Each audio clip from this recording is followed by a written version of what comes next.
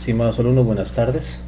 Continuando con nuestras clases semanales, en lo que corresponde a lo que es elementos de capacidad, realizar operaciones básicas y en la separación de químicas y muestras biológicas.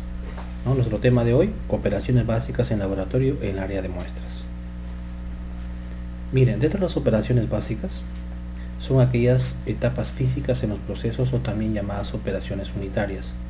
Su objetivo principal en los bioprocesos son de la recuperación de los principales compuestos creados en el proceso, sin producir algún cambio químico o estructural en los mismos.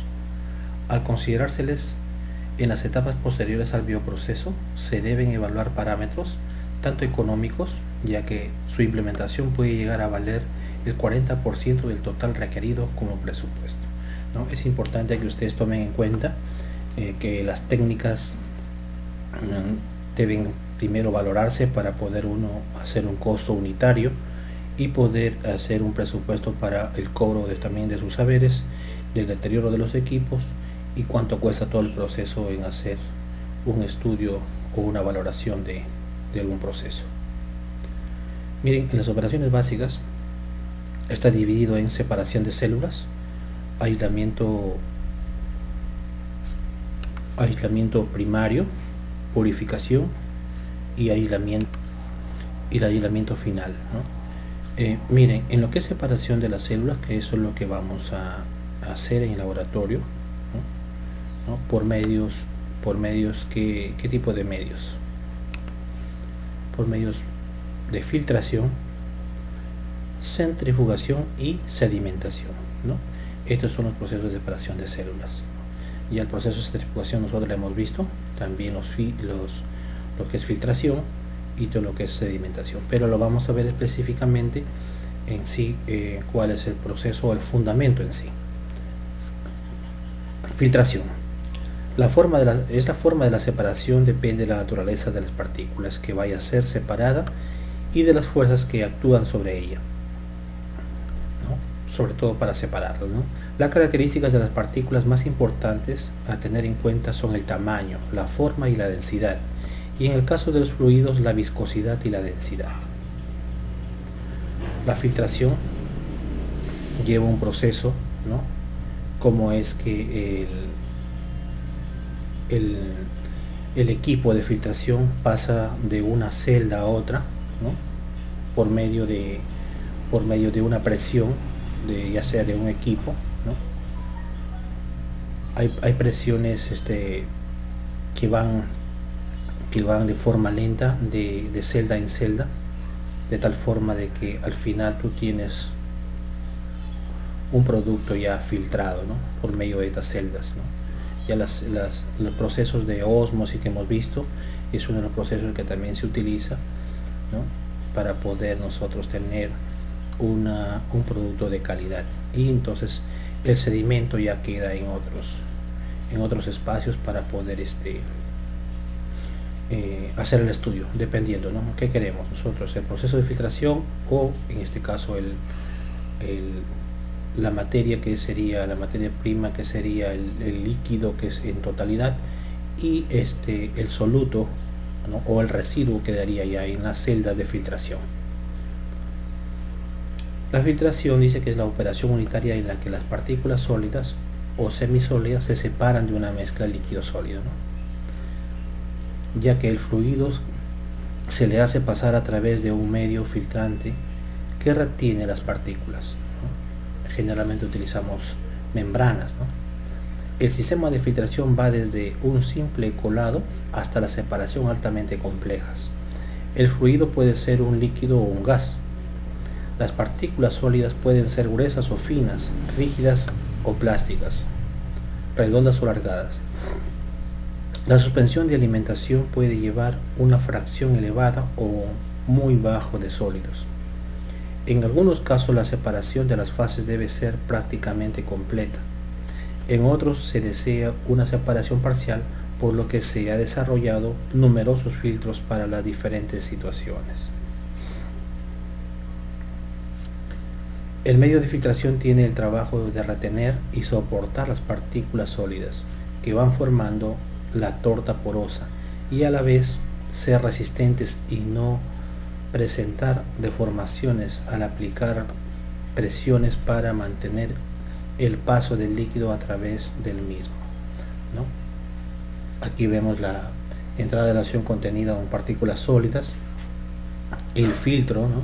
O tela, ¿no? Generalmente se utiliza una membrana, ¿no? Dependiendo de la labor que uno quiera hacer, ¿no? Por ejemplo, si yo tengo partículas gruesas, yo una membrana rápido se va a obstruir, entonces yo puedo utilizar otros medios físicos para poder retener parte de estos sólidos, ¿no? Miren, una vez pasado ya prácticamente el paso del líquido sin partículas, ¿no? Generalmente se hace con una presión al vacío. ¿En qué consiste? En que hay una absorción acá con un equipo, ¿no? Para que el líquido pase a la zona filtrada, ¿no? Tipo de filtración a presión constante. Depende del control que tengamos sobre la caída de la presión del filtro y se aplica en la mayoría de los procesos, ¿no? ¿Por qué a presión constante? Porque debe ser uniforme, ¿no? El paso de los fluidos a través de la membrana. A velocidad constante. Depende de la resistencia del filtro, es decir, que de acuerdo a la disposición del sólido se controla el ingreso de la solución. ¿Qué sucede si nosotros aplicamos en este caso una velocidad constante del líquido? Puede romperse esta membrana, ¿no? y pasar los sólidos completos, ¿no?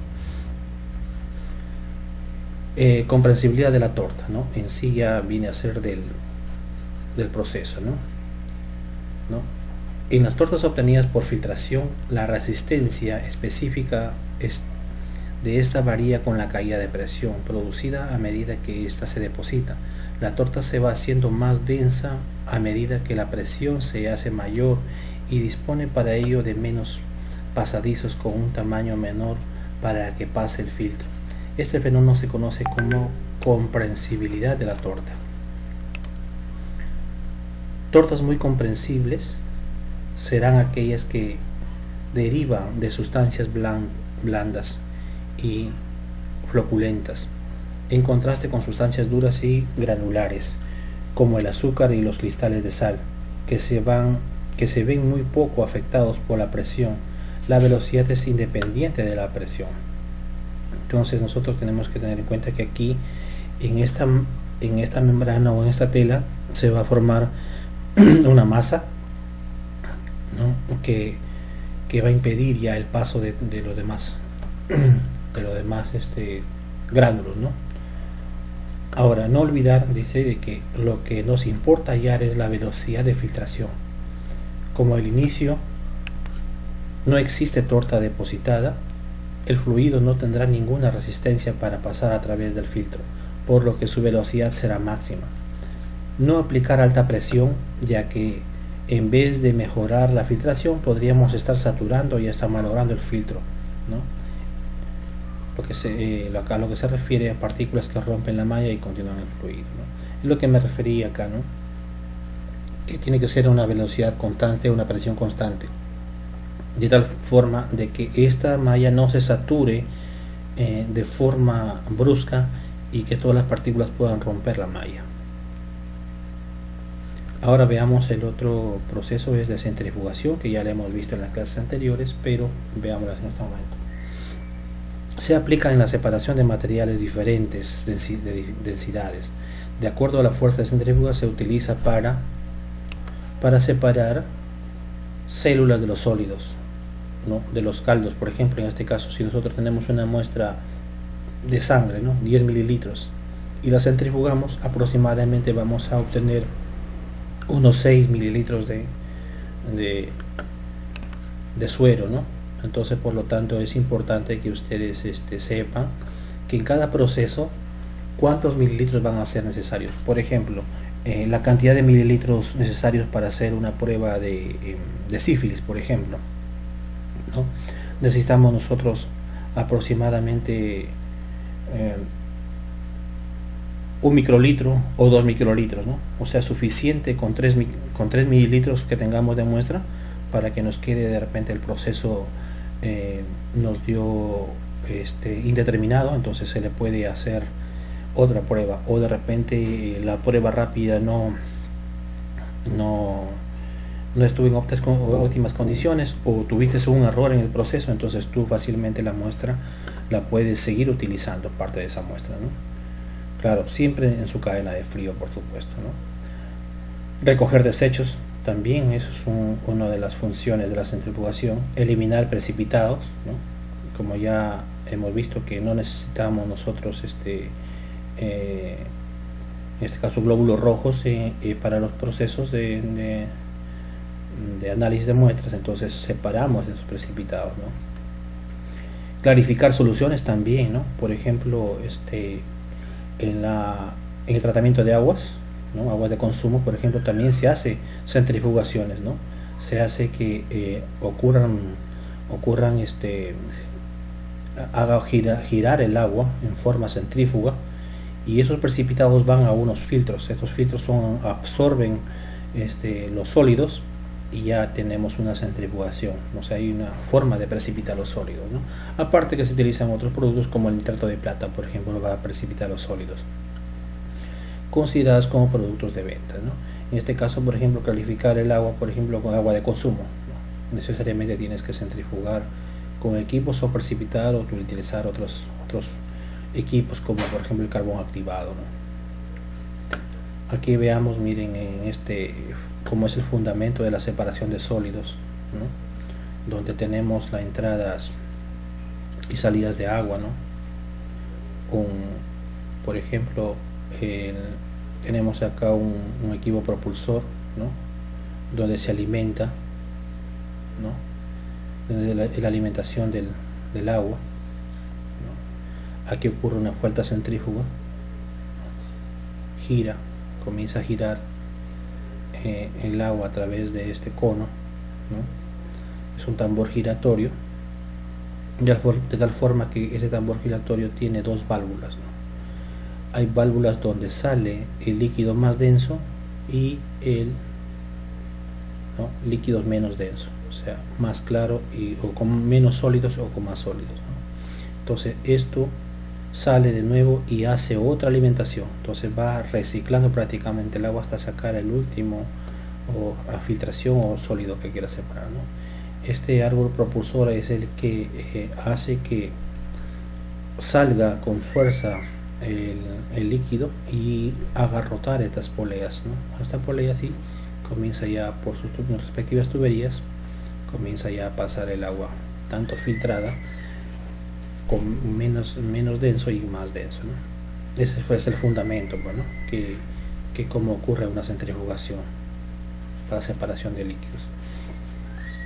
Tipos de centrífugas se clasifican por su estructura interna: material a tratar, velocidad de centrifugado, cristales a tratar, etc. También consideramos qué tipo de centrifugación se tratará, como veremos a continuación. Centrifugación discontinua es el tipo más sencillo y usado a nivel industrial. Consta de una cesta de 90 y 120 o 150 centímetros, o 90 centímetros, o 1,20 m o 1,50 m, accionado por un motor o árbol que girará a 2000 revoluciones por minuto. Es muy utilizada para lavar cristales, como en el caso de las refinerías azucareras y la separación de todos los productos cristalinos y granulares. Miren, es una centrífuga industrial, ¿no? Donde consta de un motor, ¿no? Donde va a ingresar los electrolitos, ¿no? Tambor de freno también tiene en caso de una emergencia, ¿no? Aquí es el árbol de giración, ¿no? Aquí la cesta o fondo plano para poder estabilizar el equipo. Aquí también la cesta de autodescarga, ¿no? Cuando ya el líquido centrifugado, cómo se elimina, ¿no? Y aquí la salida del líquido ya filtrado, ¿no? La suspensión de la alimentación es bien espesa cuando empieza a formarse la torta, y esta es debido a su grosor. Empieza a desprenderse del tamiz, separa el equipo y se lava con agua, ¿no? Eso es un lavado automático que ocurre cuando ya prácticamente los filtros se llenan, ¿no? A presión se lava la parte del depósito del equipo. Mira, centrífuga suspendida por resortes, ¿no? Es parecida a la que tenemos en laboratorio, ¿no? La centrífuga suspendida por resortes es usada en los laboratorios farmacéuticos. Por tener una abertura superior, permite fácil abertura en la parte superior permite fácil carga y lavado. Es más pequeña y es más estable. A la vez permite mayores velocidades, ¿no? Miren, aquí tenemos el equipo, ¿no? el motor eléctrico.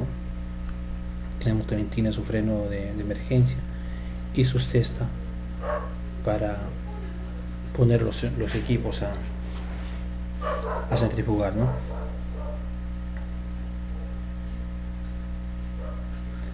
Conclusiones de las centrífugas. En general, estos equipos se usan para separaciones difíciles, ¿no? Por ejemplo, en caso de la sangre, también se puede separar por precipitación, pero de todas maneras quedarían algunos glóbulos rojos suspendidos o otros productos inertes, ¿no? Que quedarían. Entonces es necesario tener unas separaciones, en este caso del suero que uno quiere evaluar o para las pruebas que uno quiera realizar, ¿no?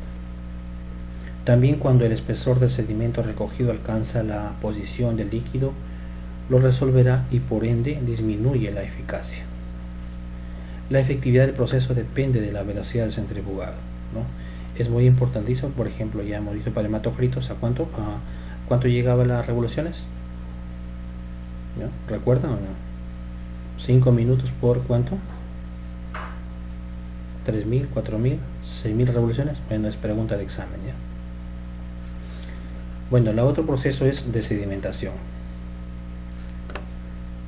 La sedimentación se empieza agregando carga por medio de una boquilla de entrada hasta tener un nivel límite, ¿no? Mira, esa es la entrada y tiene por supuesto sus marcas para hasta donde debe llenarse el líquido, ¿no? Luego se deja esperar hasta que los sólidos, por defecto de la gravedad, se depositan en la base del tanque, ¿no? Se precipitan por su peso, ¿no? Y aquí comienza a ser la salida ya del producto o de líquido ya sin sólidos, ¿no? O bajo cantidad de sólidos, y aquí se sedimentan los sólidos y fácilmente pueden ser eliminados.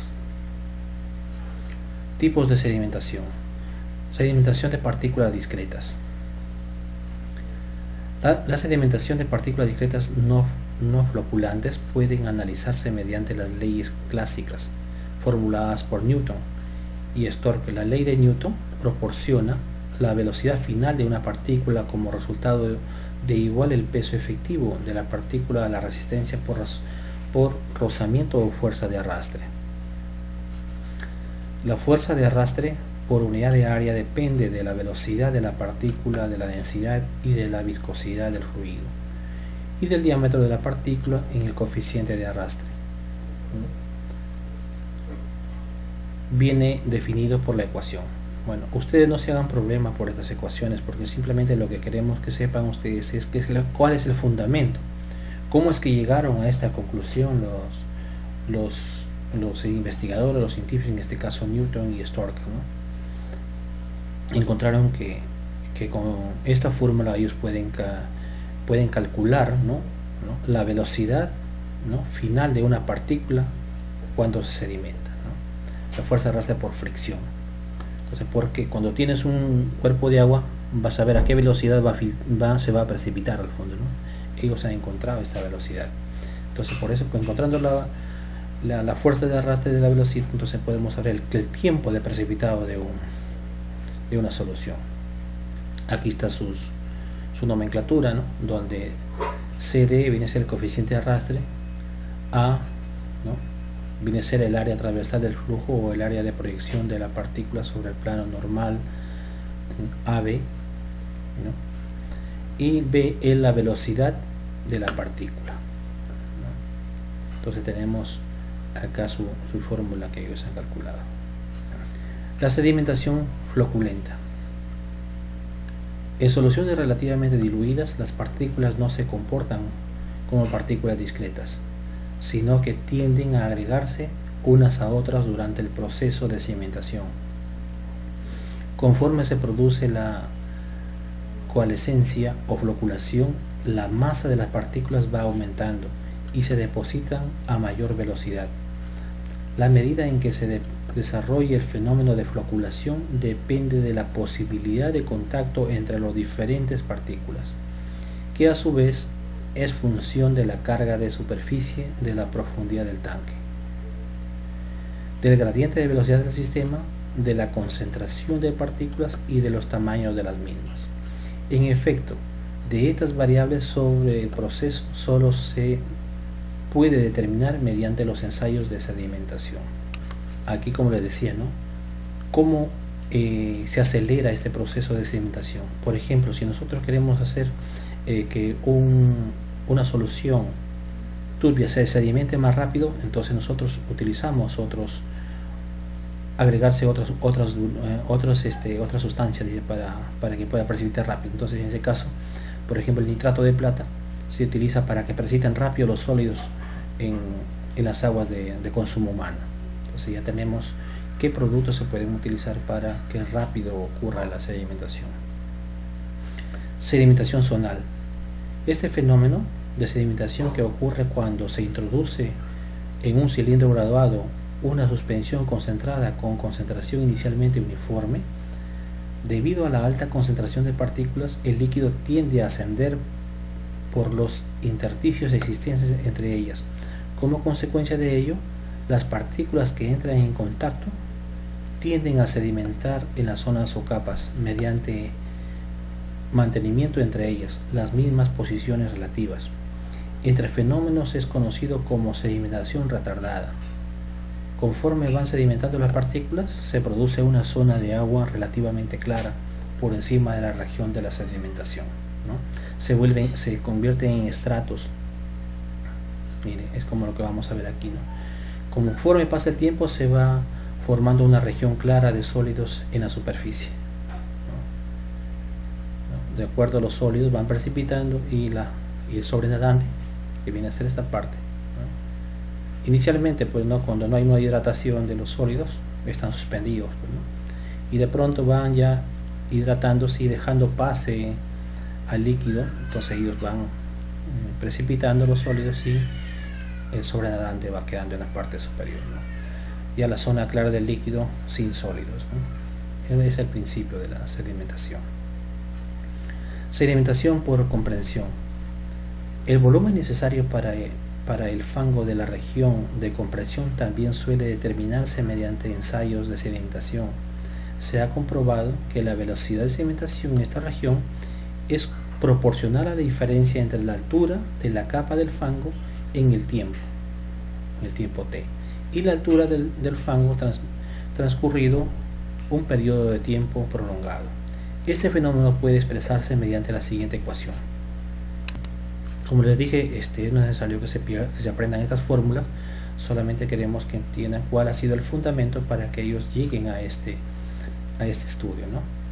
Donde aquí está su nomenclatura, ¿no?, para poder nosotros hallar la altura del fango en el tiempo, ¿no?, o la cantidad de precipitado que se forma en el fondo de un estanque. La sedimentación acelerada se produce debido a la acción de la fuerza de gravedad dentro de un campo de aceleraciones constante. La eliminación de las partículas sedimentadas también puede llevarse a cabo aprovechando las propiedades de un campo de aceleración variable. Para la eliminación de las áreas del agua residual se han desarrollado numerosos aparatos que aprovechan tanto la acción de las fuerzas gravitacionales como la aceleración de las fuerzas centrífugas y la velocidad reducidas. Los principios en los que se basa uno de estos aparatos, conocidos como Teacup separador o separador en forma de taza de té, a primera vista el separador tiene forma de cilindro, un cilindro achatado. El agua residual se introduce tangencialmente cerca del fondo del cilindro y se extrae por la parte superior del mismo. También tangencialmente, la arena se extrae por una abertura dispuesta en el fondo del elemento, ¿no? Aquí vemos el gráfico del equipo, ¿no? Lleno el depósito, se deja de reposar el lodo durante un tiempo. El material espesado se descarga por el fondo mediante una válvula, o la solución clarificada se decanta, bien sea bajando el extremo del sifón flexible. Cuando la solución decantada comienza a mostrar turbidez, se detiene la decantación. Miren, aquí tenemos ya cuando los sólidos ya son precipitados, no puede eliminarse fácilmente por esta válvula, ¿no? Y también el sobrenadante, también en la zona ya decantada, también puede sacarse el líquido a través de estos sifones ya, ¿no? Hasta que toda el agua clara salga, pues, ¿no? Y ya tenemos ese proceso de sedimentación. Conclusiones finales de este proceso de sedimentación. Las habilidades las habilidades de la sedimentación, centrifugación y filtración son bajo control. Podemos obtener el nivel deseado de liberación de líquidos, ¿no? Entonces, teniendo un buen proceso, nosotros podemos tener una buena calidad de agua filtrada o el líquido que uno quiera obtener. El agua contenida en una célula, ¿no?, contenida en una solución, puede ser clarificada como libres o floculaciones libres, ¿no?, mediante capilaridad. El agua libre puede ser extraída por cualquiera de estos métodos. Para las soluciones diluidas, para las microbianas, el efecto particular, ¿no?, o partículas son atraídas mediante choques, no son influyentes en los resultados observados, ¿no? ¿Qué quiere decir? Por ejemplo, cuando centrifugan en este caso la sangre, ¿no?, la velocidad que tiene el equipo no daña en sí las partículas, ¿no?, de partícula a partícula. Entonces, por lo tanto, tenemos precipitados diferentes, ¿no? Y no son observables estos daños. ¿Por qué? Porque no vamos a observar en este caso células o glóbulos rojos, sino lo que necesitamos son en este caso el suero, para ver los anticuerpos que reaccionan frente a una prueba que nosotros queramos hacer.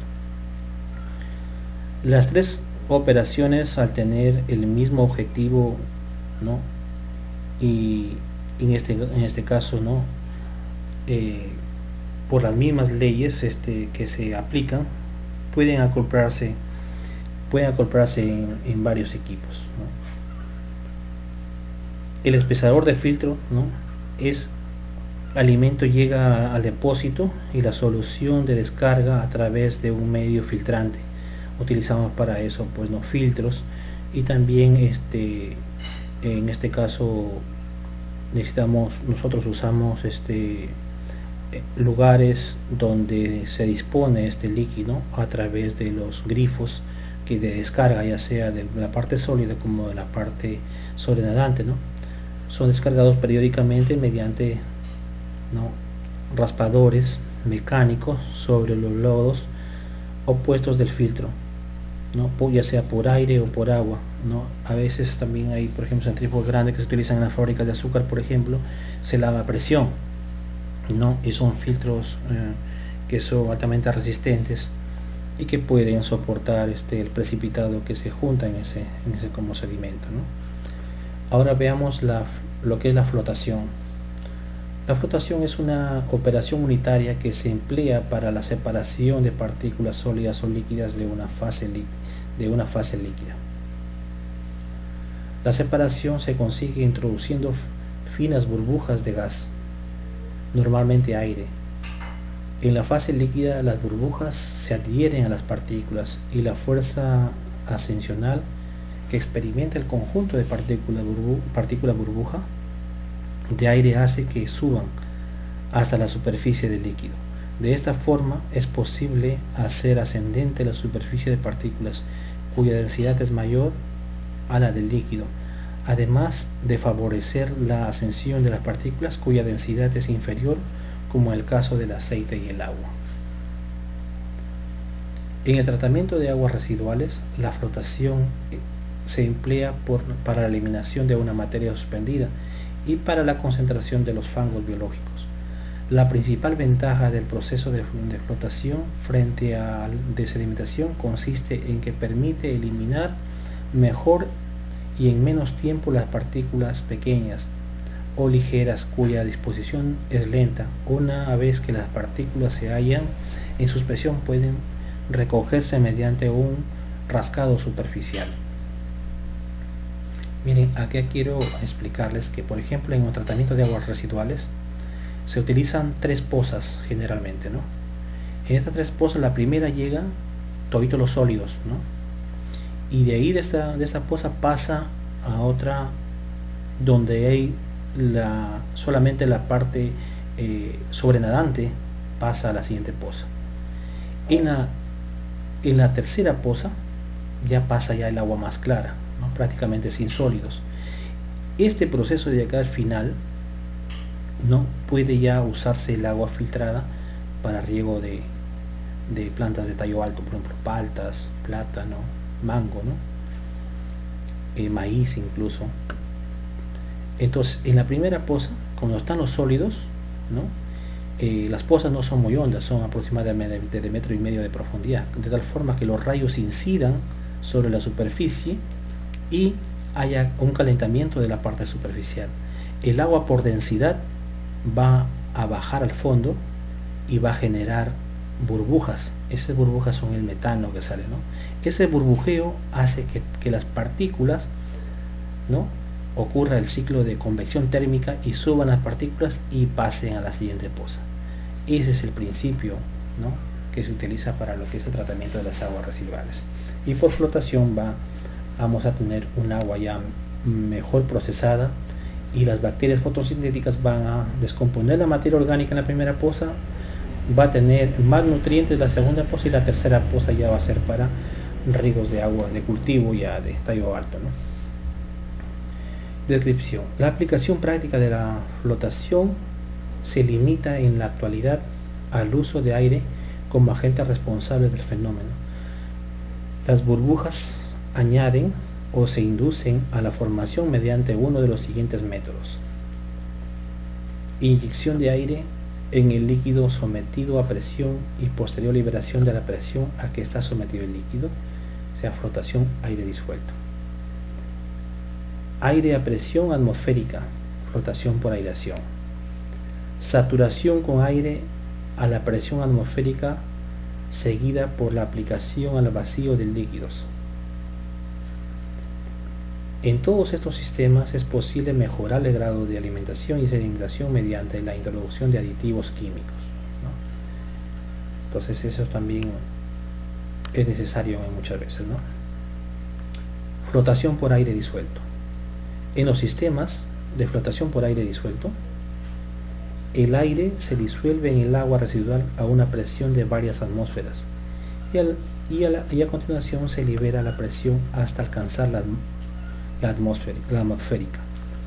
En las instalaciones de pequeño tamaño se pueden presurizar a 275 y 230 kilopascales mediante una bomba de totalidad de caudal a tratar, añadiéndose aire comprimido en una tubería de aspiración de la bomba.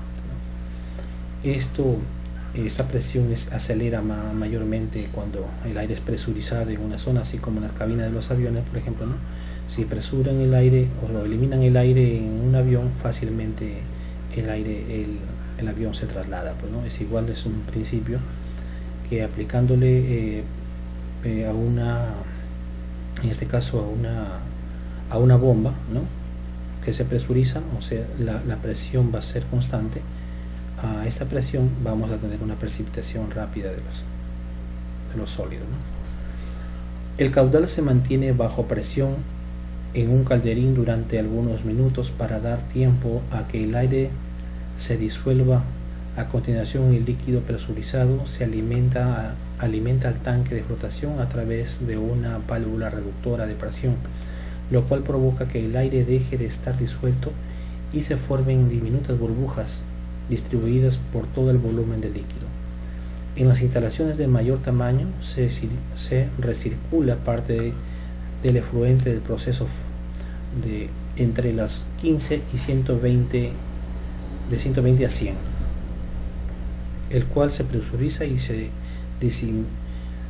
se semisutura el aire, el cual, recirculando la mezcla con el corriente principal sin presurizar antes de la entrada del tanque de floculación, lo que provoca que el aire deje de estar en disolución y en contacto con las colonias o partículas sólidas a la entrada del estanque. Tenemos la flotación por aireación. En los sistemas de flotación por aireación, las burbujas de aire se introducen directamente en la fase líquida por medio de difusores o turbinas sumergidas. La aireación directa durante cortos periodos de tiempo no es especialmente efectiva a la hora de conseguir que los sólidos floten. Flotación por vacío.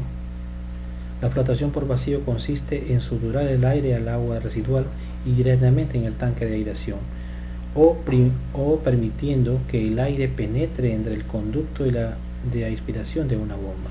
Al aplicar un vacío parcial, el aire disuelto abandona la solución en forma de burbujas diminutas. Las burbujas y las partículas sólidas a las que se adhieren y entonces en la superficie forman parte de una capa espumosa en la que se elimina mediante un mecanismo de rascado superficial. En sí, este proceso es que tienen que aplicarle aire en el fondo de ese estanque y comienzan a flotar por burbujeo, el cual puede ser sacado ya mediante por un mecanismo de rascado superficial o por medio de membranas que pueden ser fácilmente adquiridas, ¿no? Ahora también tenemos el método de lixiviación. La lixiviación bacteriana, también conocida como biolixivización, ¿no? Esta biolixiviación o biohidrometalurgia o biooxidación de sulfuros puede ser definida como un proceso natural de disolución que resulta de la acción de un grupo de bacterias, principalmente del género Triobacillus, con habilidad de oxidar minerales sulfurados, permitiendo la liberación de los valores metálicos contenidos en ellos. En términos más globales, se puede señalar que la biolixiviación es una tecnología que emplea bacterias específicas para lixiviar o extraer un metal de valor como el uranio, el cobre, el zinc, el níquel y el cobalto, presentes en las minas o una concentración mineral. El producto final de la biolixiviación es una solución ácida que contiene el metal valor en su forma soluble.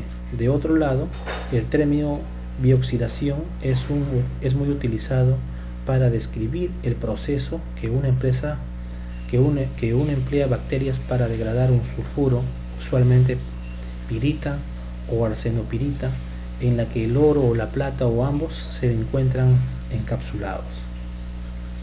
La tecnología microbiana presenta ventajas sobre los métodos no biológicos, entre los que podemos encontrar, ¿no? Requiere poca inversión de capital. Las bacterias pueden ser aisladas a partir de aguas ácidas de las minas. Bajos costos de operación necesarios para las operaciones hidrometalúrgicas en comparación con los procesos convencionales. Relativa ausencia de polución o contaminación ambiental durante el proceso. El tratamiento del creciente acúmulo de minerales de baja ley en las minas, los que pueden ser económicamente procesados por los métodos tradicionales, ¿no? Y vamos a ver ahorita la absorción. La absorción involucra la transferencia de un componente soluble presente en la fase gaseosa hacia un líquido absorbente de baja volatilidad. La absorción de gases es una operación en la cual una mezcla gaseosa se pone en contacto con un líquido a fin de disolver de manera selectiva uno o más componentes del gas a obtener. Estas operaciones requieren la transferencia de masa de una sustancia en una corriente gaseosa al líquido. Cuando la transferencia de masa sucede en la dirección opuesta, la operación se conoce como desorción. Elección del disolvente para la absorción. Si el depósito de absorción es producir disolvente, es especificada por una naturaleza del producto. Si la función es eliminar algún componente del gas existente, existe la posibilidad de elegir, ¿no? Se consideran las siguientes propiedades: solubilidad del gas, ¿no? Su volatilidad, ¿no? La volatilidad es importantísimo, y los costos también, cuánto cuesta separar con este equipo, y la viscosidad, ¿no? Se prefiere baja viscosidad debido a la rapidez de la absorción. O sea, si no es muy viscoso, no. La absorción implica la transferencia de una constituyente de un fluido a la superficie de una fase sólida. Para que la separación sea completa, el constituyente debe separarse de la fase sólida. La fase fluida puede ser un líquido o un gas, ¿no? En las fases líquidas se produce la eliminación de la humedad disuelta en gasolina, eliminación del sabor y olor desagradable del agua, y el fraccionamiento de mezclas hidrocarburos aromáticos y parafínicos. Absorbato, moléculas o átomos que se absorben. Tipos de absorción, ¿no? Puede ser física, ¿no? Puede ser por quimioabsorción, y depende de mucho de la naturaleza de los absorbentes, ¿no? Los sólidos, por ejemplo, absorbentes por lo general se utilizan en forma granular, varían de tamaño de 12 milímetros hasta de 50 micrómetros, ¿no? Es esencial para grandes superficies por unidad de peso por todos los absorbentes útiles. En la absorción de gases, la superficie significativa no es la superficie total de las partículas de gas, sino la superficie de los poros internos de las partículas. Los principales absorbentes de uso general son tierra de Fuller, arcillas activadas y bauxita y aluminio. Carbón de hueso, carbones de colorantes, carbones absorbentes de gases, carbón de malla molecular, absorbentes poliméricos sintéticos, sílica gel y mallas moleculares. Y la destilación, que nosotros ya la hemos visto en las clases, cómo es el proceso de destilación, ¿no? Cómo es este proceso, ¿no? Que es la operación más utilizada y consiste en separar dos o más componentes de una mezcla líquida, aprovechando sus diferencias en cuanto a la presión de vapor, si se tiene una sustancia líquida o una determinada temperatura, parte de las moléculas de esa sustancia, debido a que no todas tienen la misma velocidad. Rompe la atracción de las moléculas del líquido y pueden pasar a una fase gaseosa. De la fase de gas, no todas las moléculas van a tener la misma energía. Aquellas moléculas de la fase gaseosa con menor energía podrán ser separadas por el líquido y tendremos una situación de equilibrio entre el líquido y el gas, ¿no? La destilación es un proceso que consiste en calentar un líquido hasta que sus componentes más volátiles pasan a la fase de vapor, y a continuación enfriar el vapor para recuperar dichos componentes, ¿no? Eso ya lo vimos en un gráfico en el examen pasado, en los cuales todos han respondido eficientemente, ¿no? Gracias por su atención, y cualquier duda o cualquier pregunta, por favor, la desarrollamos en este momento en clase. Gracias.